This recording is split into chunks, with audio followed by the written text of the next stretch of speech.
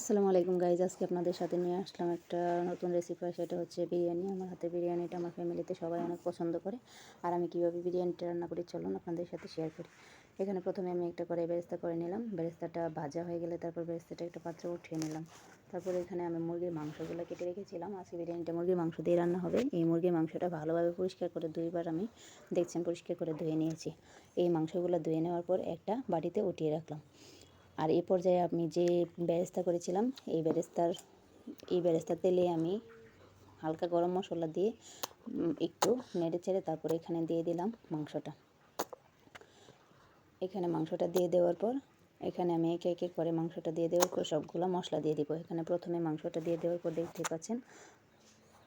তারপর আমি মাংসটা দিয়ে দেওয়ার পর দিয়ে দিলাম হচ্ছে পেঁয়াজ বাটা আর হচ্ছে আদা বাটা, পেঁয়াজ আর আদা পেস্ট। তারপর দিয়ে দিলাম লবণ, তারপর দিয়ে দিলাম হালকা মরিচের গুঁড়া, তারপর দিয়ে দিলাম ধনে গুঁড়া, তারপর একটু জিরার গুঁড়া দিয়ে দিলাম।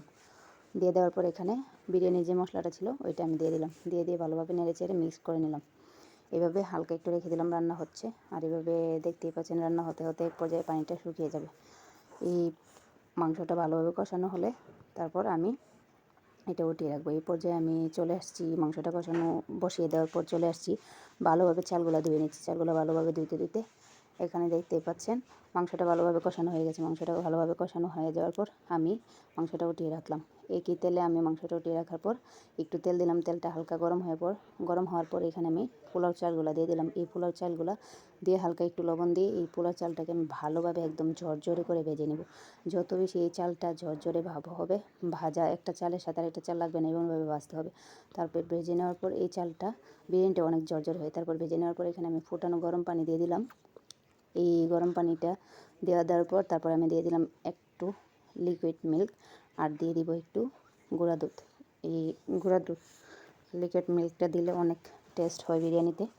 তারপর দিয়ে দিলাম কয়েকটা কাঁচামরিচ দিয়ে দেওয়ার পর এই যে আমি একটু দমে রেখে দিয়েছিলাম, পানিটা প্রায় শুকিয়ে আসছে। একটু পানিটা শুকিয়ে আসলে তারপর আমি দিয়ে দিব কষানো মাংসটা, একবারে ভালোভাবে মিক্স করে নেব। পানিটা একটু শুকিয়ে আসার পর টান টান হয়ে আসলে এই পর্যায়ে যদি মাংসটা মেশানো হয় তাহলে বিরিয়ানিটা একদম ঝরঝরে হয়। বিরিয়ানিটা একদম ঝরঝরে থাকে, অনেক সুন্দর হয়। এই পর্যায়ে আমি ঢাকনা দিয়ে ডেকে দিলাম। পানিটা শুকিয়ে আসার পর একটু নেড়ে চেড়ে দেখলাম শুকিয়ে আসছে। পরে বেরেস্তা দিয়ে আবার ঢাকনা দিয়ে ডেকে রেখে দেবো রেস্টে। এইভাবে অল্প আছে আমি লাস্ট পর্যায়ে বিরিয়ানিটা হালকা হালকা করে বেরেস্তা দিব আর নাড়াচাড়া দিয়ে একটু উল্টে পাল্টে দিয়ে আবার বেরেস্তা দিয়ে ডেকে দিব। বেরেস্তা দিয়ে ডেকে দিলে তারপরে ঢাকনাটা খুললে অনেক মজার একটা সেন্ট আসে। আর বিরিয়ানির গন্ধটাও অনেক মজা লাগে, খেতেও অনেক মজা হয় বিরিয়ানিটা। লাস্ট পর্যায়ে দেখতেই পাচ্ছেন আমার বিরিয়ানিটা একদম হয়ে গেছে। তারপর আমি এটা পরিবেশন করছি। আমার বিরিয়ানিটা একদম খাওয়ার উপযোগী হয়ে গেছে। আর এই পর্যায়ে দেখতে পাচ্ছেন বিরিয়ানিটা কত ঝরঝরে হয়েছে। একটা বিরিয়ানি মনে হচ্ছে একটা বিরিয়ানির সাথে লাগে নাই, খুব মজা হয়েছে। আপনার